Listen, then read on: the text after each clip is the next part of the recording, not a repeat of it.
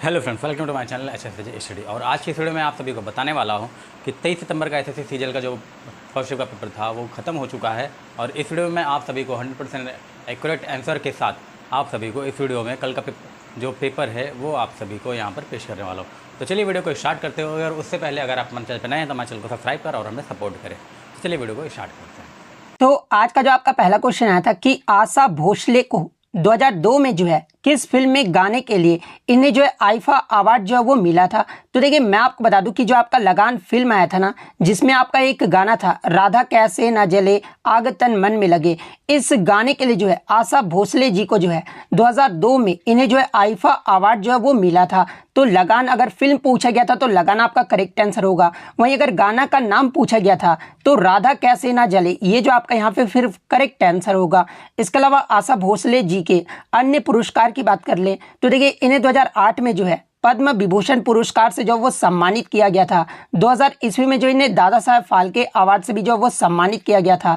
इसके अलावा 2021 में जो है इन्हें महाराष्ट्र भूषण पुरस्कार से जो वो सम्मानित किया गया था। और इससे प्रीवियस शिफ्ट में आपसे पूछा गया था कि ये जो आपका बंगा विभूषण जो पुरस्कार है ना, ये किस राज्य के द्वारा जो वो दिया जाता है। तो देखिए बंगा विभूषण पुरस्कार की जो शुरुआत है आपका 2018 में हुआ था। और ये जो आपका पश्चिम बंगाल का जो है सर्वोच्च नागरिक पुरस्कार है, यानी ये जो आपका बंगा विभूषण पुरस्कार है ये आपका पश्चिम बंगाल सरकार के द्वारा जो वो दिया जाता है। और इन्हें इस पुरस्कार से जो है 2018 में जो वो सम्मानित किया गया था। इसके अलावा मैं आपको बता दूं कि 2011 में जो है आशा भोसले को बहुत सारे गाने के लिए जो है इन्हें Guinness book of world record में भी जो वो जगह जो वो प्रदान किया गया था। तो ये सारे फैक्ट जो आपको ध्यान में रखना है। नेक्स्ट क्वेश्चन आपका यहाँ पर आता कि कबड्डी का पहला जो विश्व कप हुआ था ना 2004 में, ये जो आपका किस शहर में आयोजित किया गया था। तो देखिए कबड्डी का जो पहला विश्व कप है ये आपका 2004 में हुआ था और ये आपका भारत के मुंबई में आयोजित किया गया था। तो शहर का नाम पूछा गया था तो मुंबई आपका यहाँ पे करेक्ट आंसर होगा। वहीं अगर बात कर ले पहले विश्व कप का विजेता टीम कौन रहा था, तो देखिए इसका जो फाइनल मैच है ना ये आपका ईरान और भारत के मध्य जो वो खेला गया था, जिसमें भारत ने फाइनल में जो है ईरान को हराकर पहला विश्व कप जो वो जीता था। तो ये फैक्ट भी आप ध्यान में रखिएगा। नेक्स्ट क्वेश्चन आपका यहाँ पर आता कि इंडियन ओपन जंप प्रतियोगिता 2023 जो आपका कर्नाटक राज्य में हुआ था, इसमें लॉन्ग जंप का जो राष्ट्रीय रिकॉर्ड तोड़ते हुए जो है एशियाई खेलों के लिए ये जो है किसने क्वालिफाई किया था। तो देखिए इंडियन ओपन जंप प्रतियोगिता 2023 में लॉन्ग जंप का जो राष्ट्रीय रिकॉर्ड तोड़ा है ना, ये आपके जैस्मिन एल्ड्रिन ने जो वो तोड़ा है। और जैस्मिन एल्ड्रिन ने जो ये आपका जंप का जो है राष्ट्रीय रिकॉर्ड ये जो है किसका तोड़ा है, तो ये आपके मुरली श्रीशंकर यानी एम श्रीशंकर का जो ये रिकॉर्ड तोड़े हैं। और ये जो रिकॉर्ड बनाया ना जैस्मिन एल्ड्रिन ने, ये आपका 8.42 मीटर का जो वो जंप लगाया है। तो ये पॉइंट भी आप ध्यान में रखिएगा। नेक्स्ट क्वेश्चन आपका यहाँ पर आता है कि the duration of monsoon in India extend for an average period of, यानी भारत में मॉनसून की अवधि जो औसत है ना ये कितने दिन की अवधि का जो वो होता है। तो देखिए भारत में मानसून की जो अवधि औसतन है ना ये आपका 100 से 120 दिनों तक जो वो होता है। तो 100 से 120 दिन आपका यहाँ पे करेक्ट आंसर होगा। इसके अलावा बात कर ले भारत में मानसून ये जो है किस महीने से किस महीने तक रहता है। तो देखिए भारत में जो मानसून यानी बारिश का जो मौसम है ना ये आपका जून से सितंबर महीने तक जो वो रहता है। तो ये पॉइंट भी आप ध्यान में रखिएगा। नेक्स्ट क्वेश्चन आपका यहाँ पर था कि ये जो आपका Hojagiri is a Fock dance of which state of India, यानी होजागिरी जो है ये किस राज्य का प्रसिद्ध लोक नृत्य है। तो देखिए होजागिरी की बात कर ले तो ये जो आपका त्रिपुरा राज्य का जो वो लोक नृत्य है। तो त्रिपुरा आपका यहाँ पे करेक्ट आंसर होगा। इसके अलावा बात कर ले होजागिरी जो आपका नृत्य है ये आपका त्रिपुरा में किस समुदाय के द्वारा किया जाता है। तो इसे आपका रिंग समुदाय के द्वारा जो वो किया जाता है। तो ये पॉइंट भी आप ध्यान में रखिएगा। और इसके अलावा बात कर ले होजागिरी का जो नृत्य ये कब किया जाता है। तो देखिए इस प्रकार का जो नृत्य है ना ये आपका दुर्गा पूजा उत्सव के दौरान जो वो किया जाता है। और ये जो आपका दशहरा के तीसरे दिन इस नृत्य को जो वो किया जाता है। तो ये पॉइंट भी आप ध्यान में रखिएगा। नेक्स्ट क्वेश्चन आपका यहाँ पर था कि which part of the Indian constitution is related to the central executive, यानी यहाँ पे पार्ट यानी भाग पूछा गया था। लेकिन भारतीय संविधान के अगर अनुच्छेद की बात कर ले कौन सा आपका अनुच्छेद जो है केंद्रीय कार्यपालिका से संबंधित है। तो देखिए अनुच्छेद 52 से 78 तक जो है ना ये आपका केंद्रीय कार्यपालिका से संबंधित है। तो अगर अनुच्छेद पूछा गया था तो अनुच्छेद 52 से 78 आपका यहाँ पे करेक्ट आंसर होगा। इसके अलावा अगर अनुच्छेद 52 की बात कर ले तो देखिए अनुच्छेद 52 में आपका कहा गया है कि भारत का एक राष्ट्रपति होगा, ये जो आपका अनुच्छेद 52 में जो वो कहा गया है। वहीं अगर अनुच्छेद 53 की बात कर ले तो देखिए अनुच्छेद 53 में आपका कहा गया कि संघ की कार्यकारी जो शक्ति है ना, ये आपका राष्ट्रपति में निहित होगा और इसी के द्वारा जो वो प्रयोग किया जो है वो किया जाएगा। ये जो आपका अनुच्छेद 53 में जो वो कहा गया है।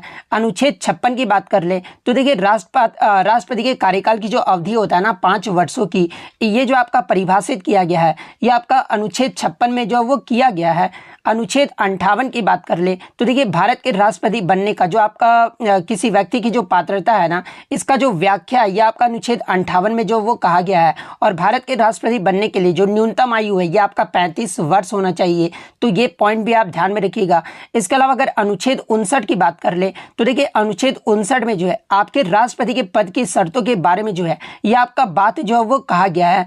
वहीं अगर अनुच्छेद 71 की बात कर ले तो देखिए राष्ट्रपति के चुनाव से संबंधित मामलों से संबंधित जो आपका अनुच्छेद है ना, ये आपका अनुच्छेद 71 है। और अनुच्छेद 72 में जो है ये आपके राष्ट्रपति के क्षमतान शक्तियों से संबंधित प्रावधान का जो प्रावधान किया गया है ना, ये आपका अनुच्छेद 72 में जो वो किया गया है। नेक्स्ट क्वेश्चन आपका यहाँ पर आया था कि अटला टड्डी ये जो आपका किस राज्य का त्योहार है। तो देखिए ये जो आपका अटला टड्डी है ना, ये आपका आंध्र प्रदेश राज्य का जो है एक त्योहार है, तो आंध्र प्रदेश आपका करेक्ट आंसर होगा।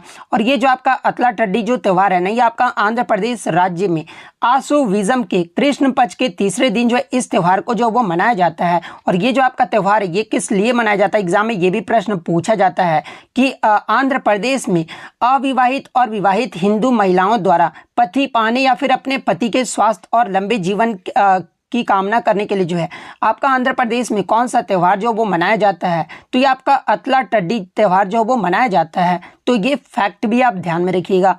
नेक्स्ट क्वेश्चन आपका यहाँ पर आया था कि इसके अलावा अगर आंध्र प्रदेश के अन्य त्यौहार की बात कर ले तो देखिए भीषम एकादशी, त्यागराज महोत्सव, पीतू महोत्सव, ब्रह्मोत्सव और दक्कन महोत्सव, ये सभी आपके आंध्र प्रदेश के जो है अन्य त्यौहार हैं। नेक्स्ट क्वेश्चन आपका यहाँ पर आता है कि राष्ट्रीय युवा नीति यानी नेशनल यूथ पॉलिसी जो है ये किस वर्ष में शुरू किया गया था। तो देखिए राष्ट्रीय युवा नीति की बात कर ले तो इसकी जो शुरुआत है ना, ये आपका 2014 में जो वो किया गया था, तो 2014 आपका यहाँ पे करेक्ट आंसर होगा। और इसका लक्ष्य क्या था नेशनल यूथ पॉलिसी की, तो देखिए इसका जो लक्ष्य था ना, वो आपका युवाओं की पूर्ण क्षमता हासिल करने के लिए जो है उन्हें सशक्त बनाने और उनके जरिए देश के राष्ट्रों के बीच जो है सही जगह हासिल करने में जो वो समर्थ बनाना था। तो ये पॉइंट भी आप ध्यान में रखिएगा। नेक्स्ट क्वेश्चन आपका बताया था कि आपका जो अस्थाई बंदोबस्त जो है ये कब लागू किया गया था। तो देखिए अस्थाई बंदोबस्त की बात कर ले तो ये आपका 1793 में जब वो लागू किया गया था, तो 1793 आपका करेक्ट आंसर होगा। इसके अलावा बात कर ले जब अस्थाई बंदोबस्त लागू किया गया था 1793 में, उस समय बंगाल का जो गवर्नर जनरल था ये कौन था। तो देखिए उस समय जो बंगाल का जो आपका गवर्नर जनरल था ना, ये कार्नवालिस था। तो ये पॉइंट भी आप ध्यान में रखिएगा। वहीं अगर एग्जाम में एक प्रश्न और यहाँ से पूछा जाता है कि आपका जो है अस्थाई बंगाल के अस्थाई बंदोबस्त के रूप में ये जो है किसे जाना जाता है, तो ये आपका अस्थाई बंदोबस्त को ही जो है बंगाल के अस्थाई बंदोबस्त के रूप में भी जो वो जाना जाता है। और ये जो आपका क्या था, तो देखिए ये जो आपका अस्थाई बंदोबस्त था ना, ये आपका ब्रिटिश ईस्ट इंडिया कंपनी और बंगाल के जमींदारों के बीच जो है ये आपका भू राजस्व तय करने के लिए जो है ये समझौता जो वो आपका हस्ताक्षर जो वो किया गया था। तो ये पॉइंट भी आप ध्यान में रखिएगा। नेक्स्ट क्वेश्चन आपका यहाँ पर आता कि 1924 में जो आपका कांग्रेस अधिवेशन हुआ था ना, जिसे बेलगाम अधिवेशन के नाम से जाना जाता है, और इसकी जो अध्यक्षता है ना ये किसने किया था। तो देखिए 1924 का जो कांग्रेस अधिवेशन हुआ था ये आपका बेलगाम में आयोजित किया गया था, और इसकी जो अध्यक्षता है ना ये आपके मोहनदास करमचंद गांधी यानी महात्मा गांधी ने जो है इसके अध्यक्ष जो वो चुने गए थे। तो महात्मा गांधी आपका यहाँ पे करेक्ट आंसर होगा। इसके अलावा अगर महात्मा गांधी की बात कर ले तो इन्होंने जो है अभिव्यक्ति की स्वतंत्रता के अधिकार की पुष्टि के लिए जो है व्यक्तिगत सत्याग्रह की शुरुआत भी जो वो किए थे। और जो आपका 1942 में जो आपका भारत छोड़ो आंदोलन हुआ था ना, ये आपका गांधी जी के द्वारा ही जो वो शुरू किया गया था। वहीं अगर सविनय अवज्ञा आंदोलन की बात कर ले तो ये जो आपका मार्च 1930 में गांधी जी के नेतृत्व में जो है ये आपका शुरू किया गया था। तो देखिए अब आपका जो है कांग्रेस अधिवेशन से प्रश्न आने लगे हैं। तो देखिए अगर INC की बात कर ले तो देखिए आईएनसी की जो स्थापना है ना, ये आपका दिसंबर जो है 1885 में हुआ था। और इसके जो स्थापना ये किसके द्वारा किया गया था, तो देखिए आईएनसी की जो स्थापना है ना, ये आपका एहो ह्यूम के द्वारा जो वो किया गया था। और इसके पहले अधिवेशन के जो अध्यक्ष है ना, ये आपके WC बनर्जी यानी वेमेश चंद्र बनर्जी को जो वो बनाया गया था। और पहला ही जो सत्र हुआ था 1885 में, ये कहाँ पर आयोजित किया गया था, तो ये आपका बॉम्बे में आयोजित किया गया था। तो ये पॉइंट भी आप ध्यान में रखिएगा। इसके अलावा अगर दूसरे अधिवेशन के बारे में पूछा जाए तो देखिए दूसरा जो अधिवेशन हुआ था ना आईएनसी का, ये आपका 1886 में हुआ था। और ये जो आपका कलकत्ता में आयोजित किया गया था। और इसकी जो अध्यक्षता है ना, ये दादा भाई नौरोजी के द्वारा जो वो किया गया था। और दादा भाई नौरोजी जो है ये आपके कांग्रेस के पहले पारसी राष्ट्रपति या फिर गैर हिंदू अध्यक्ष भी थे। तो ये पॉइंट भी आप ध्यान में रखिएगा। एग्जाम में पूछा जाता है कि आईएनसी के पहले पारसी जो अध्यक्ष है ये किसे चुना गया था, तो ये आपका दादा भाई नौरोजी को जब वो चुना गया था। और तीसरा अधिवेशन भी जो आपका इंपॉर्टेंट है क्योंकि आपका 1887 में हुआ था और ये जो आपका मद्रास में आयोजित किया गया था। और इसके जो पहले जो अध्यक्ष है ना, ये बदरुद्दीन तैयबजी जो वो बनाए गए थे। और ये जो आपके कांग्रेस के पहले मुस्लिम अध्यक्ष जो वो बनाए गए थे। एग्जाम में पूछा जाता है कि कांग्रेस के पहले मुस्लिम अध्यक्ष ये जो है कौन बने थे, तो ये आपके बदरुद्दीन तैयबजी बने थे। तो ये पॉइंट भी आप ध्यान में रखिएगा। वहीं अगर आईएनसी के पहले विदेशी अध्यक्ष के बारे में पूछा जाए तो देखिए आईएनसी के पहले जो विदेशी अध्यक्ष थे ना, ये आपके जॉर्ज यूल थे। और जॉर्ज यूल ये जो आपका किस अधिवेशन की अध्यक्षता किए थे, तो देखिए 1888 का जो आपका इलाहाबाद अधिवेशन हुआ था ना, इसकी अध्यक्षता जो ये आपका जॉर्ज यूल के द्वारा जो वो किया गया था। वहीं अगर पूछ ले कि आईएनसी की पहली महिला अध्यक्ष जो है ये किसे बनाया गया था, तो देखिए आईएनसी की जो पहली महिला अध्यक्ष है ना, ये एनी बेसेंट को जो वो बनाया गया था। और ये जो है कब बनी थी, तो 1917 का जो कलकत्ता अधिवेशन हुआ था ना, इसमें जो है पहली महिला अध्यक्ष जो वो बनाई गई थी। तो ये तो आपका पहली महिला अध्यक्ष के बारे में हो गया। अगर आईएनसी की पहली भारतीय महिला अध्यक्ष अगर पूछा जाना तो ये आपका सरोजनी नायडू को जो वो बनाया गया था। और ये कब बनी थी, तो ये आपका 1925 का जो कानपुर अधिवेशन हुआ था ना, इसमें जो ये अध्यक्ष जो वो बनाई गई थी। इसके अलावा सुभाष चंद्र बोस के बारे में पूछा जाता है तो देखिए आईएनसी के पहले जो आपका सुभाष चंद्र बोस जो अध्यक्षता किए थे ना, ये आपके 1939 के त्रिपुरी अधिवेशन में जो है इन्होंने जो वो अध्यक्षता जो वो किया था। तो ये पॉइंट भी आप ध्यान में रखिएगा। और स्वतंत्रता के समय आपके जो आईएनसी के अध्यक्ष थे ये कौन थे, तो ये आपके JB कृपलानी थे। और कांग्रेस के पहली अध्यक्ष अगर पूछा जाए आजादी के बाद कांग्रेस की पहली अध्यक्ष कौन बनी थी, तो ये आपका पटाभी सीतारमैया बने थे। तो ये फैक्ट भी आप ध्यान में रखिएगा। नेक्स्ट आपका यहाँ पर आता है कि अली अकबर खान ये जो आपका किस वाद्य यंत्र से संबंधित है, तो देखिए अली अकबर खान की बात कर ले तो ये जो आपके सरोद वाद्य यंत्र से संबंधित है। तो सरोद वाद्य यंत्र आपका करेक्ट आंसर होगा। इसके अलावा प्रीवियस शिफ्ट में आपसे यहाँ से पूछा गया था कि अली अकबर खान जो ये आपके किस घराने से संबंधित है, तो ये आपके मैहर घराने से संबंधित है। तो ये पॉइंट भी आप ध्यान में रखिएगा। अगर इनके पुरस्कार के बारे में पूछा जाए तो देखिए अली अकबर खान को जो है 1967 में जो है इन्हें पद्म भूषण से जो वो सम्मानित किया गया था। और 1989 यानी 1989 में जो है इन्हें पद्म विभूषण से जो वो सम्मानित किया गया था। तो ये पॉइंट भी आप ध्यान में रखिएगा। नेक्स्ट अगर बात कर ले अन्य प्रमुख वादक और उनके वाद्यंत्र के बारे में, जहां से एग्जाम में प्रश्न आपके लगातार जो वो पूछे जा रहे हैं, जैसे कि तबला वादक की बात कर ले तो इसमें आपके अल्लाह रखा खां, जाकिर हुसैन, पंडित किशन महाराज, गुदई महाराज जिन्हें समता प्रसाद के नाम से भी जाना जाता है, पंडित आनंद गोपाल, इसके अलावा सुखविंदर सिंह, लतीफ अहमद खान, फयाज खान, स्वप्न चौधरी, अनोखे लाल मिश्र, पंडित जसराज, निखिल ज्योति घोष, तन्मय घोष, इसके अलावा विक्रम घोष, इन सभी का जो संबंध है ना ये आपके तबला वाद्यंत्र से है। वहीं अगर सितार वाद्यंत्र की बात कर ले तो देखिए पंडित रविशंकर, उमाशंकर मिश्र, बुद्धादित्य मुखर्जी, निखिल बनर्जी, विलायत खान, वंदे हसन, शाहिद परवेज, राजीव जनार्दन, कुशल दास, इन सभी का जो संबंध है ये आपका सितार वाद्यंत्र से है। देखिए मैं आपको क्या करता हूँ कि वाद्यंत्र और वादक की टेलीग्राम पर जो इसका PDF है ना मैं आपको अपलोड कर दूंगा। तो आपको टेलीग्राम का लिंक आपको डिस्क्रिप्शन में मिल जाएगा। आप वहां से ज्वाइन करके जो है इस PDF को जो वो ले सकते हैं। क्योंकि मैं सारा वीडियो में बताने लगूंगा तो बहुत ज़्यादा वीडियो जो है वो लंबा हो जाएगा और मैं आपका टाइम वेस्ट जो है वो नहीं करना चाहता हूं।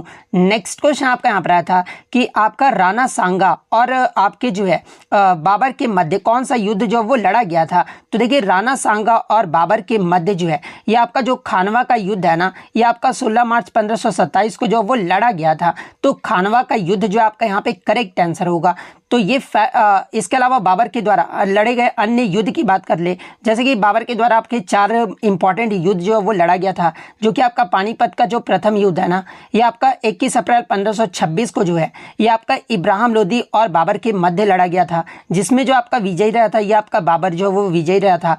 खानवा का जो युद्ध है आपका 17 मार्च 1527 को जो है ये आपका राणा सांगा एवं बाबर के मध्य जो वो लड़ा गया था और इसमें भी जो आपका बाबर जो वो विजयी रहा था। चंदेरी के युद्ध की बात कर ले तो ये जो आपका 29 जून 1528 को जो है ये आपका मैदिनी राय एवं बाबर के मध्य जो है ये आपका चंदेरी का युद्ध लड़ा गया था। घाघरा का युद्ध की बात कर ले तो ये आपका 6 मई 1529 को जो है ये आपके अफगानों एवं बाबर के मध्य जो वो लड़ा गया था। तो ये सारे युद्ध जो आप इंपॉर्टेंट जो है वो ध्यान में रखिएगा। और बाबर की मृत्यु कब हुई थी, तो देखिए बाबर की जो मृत्यु है ना ये आपका 1530 में हुआ था। इसके बाद इसका उत्तराधिकारी जो है हुमायूं जो है इसका वो अध्यक्ष ये बना था। नेक्स्ट अगर बात कर ले 1930 में स्वराज पार्टी की स्थापना ये जो है किसने की थी, तो देखिए 1930 में आपका जो है 1 जनवरी 1930 को चित्तरंजन दास और मोतीलाल नेहरू द्वारा जो है कांग्रेस के भीतर स्वराज पार्टी या फिर कांग्रेस खिलाफत स्वराज पार्टी का गठन जो वो किया गया था। तो मोतीलाल नेहरू और चित्तरंजन दास आपका यहाँ पे करेक्ट आंसर होगा। वहीं अगर बात कर ले आपका जो स्वराज पार्टी का जो गठन किया गया था उसमें आपके अध्यक्ष जो है ये किससे बनाया गया था, तो देखिए अध्यक्षता जो है ये आपका CR दास के द्वारा जो वो किया गया था। CR दास आपके अध्यक्ष थे और सचिव अगर पूछा जाए कि कौन थे तो ये आपके मोतीलाल नेहरू जो है स्वराज पार्टी के जो वो आपके सचिव थे। इसके अलावा एग्जाम में एक प्रश्न पूछा जाता है कि ग्रैंड ओल्ड लेडी के रूप में जो ये किससे जाना जाता है, तो देखिए भारतीय स्वतंत्रता आंदोलन की ग्रैंड ओल्ड लेडी के रूप में जो है ये आपके अरुणा आसफ अली को जो वो जाना जाता है। तो ये पॉइंट भी आप ध्यान में रखिएगा।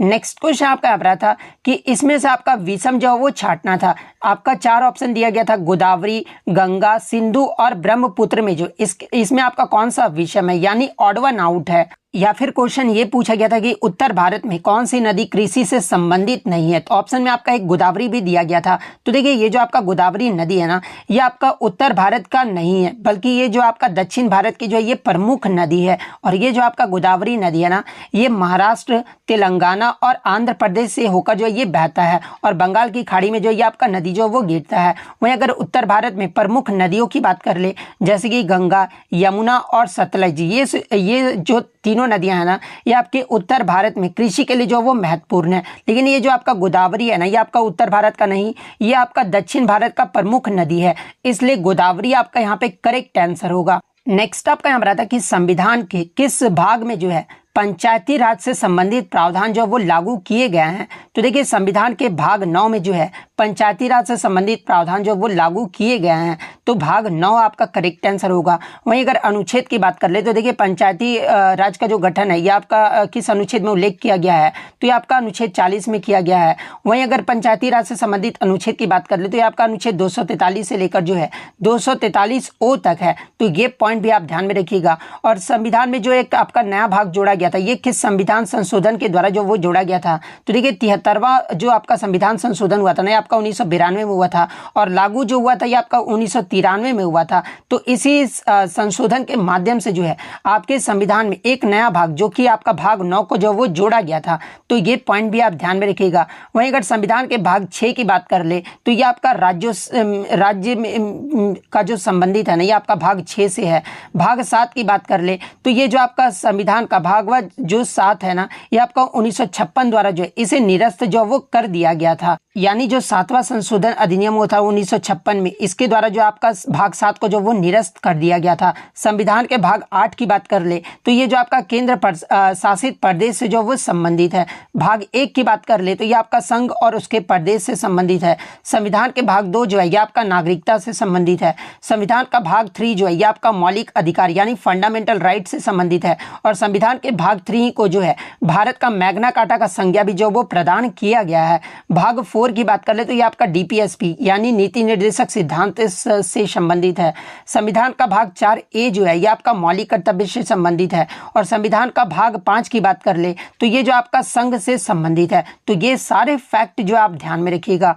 नेक्स्ट क्वेश्चन आपका आ रहा था कि यदि प्रकाश के पथ में रखी अपारदर्शी वस्तु अत्यंत छोटी हो तो प्रकाश इसके किनारे पर मुड़ने की प्रवृत्ति जो वो दर्शाता है, और इस प्रभाव को जो वो क्या कहते हैं। तो देखिए, यदि प्रकाश के मार्ग में रखी गई एक अपारदर्शी वस्तु अत्यंत छोटी हो तो प्रकाश में इसके किनारे के चारों ओर मुड़ने की जो प्रवृत्ति दर्शाया जाता है ना, इस घटना को जो है ये आपका विवर्तन, जिसे इंग्लिश में जो है डिफ्रैक्शन जो वो कहा जाता है। तो इस घटना को जो है आपका डिफ्रैक्शन यानी विवर्तन जो वो कहा जाता है। तो डिफ्रैक्शन आपका यहाँ पे करेक्ट आंसर होगा।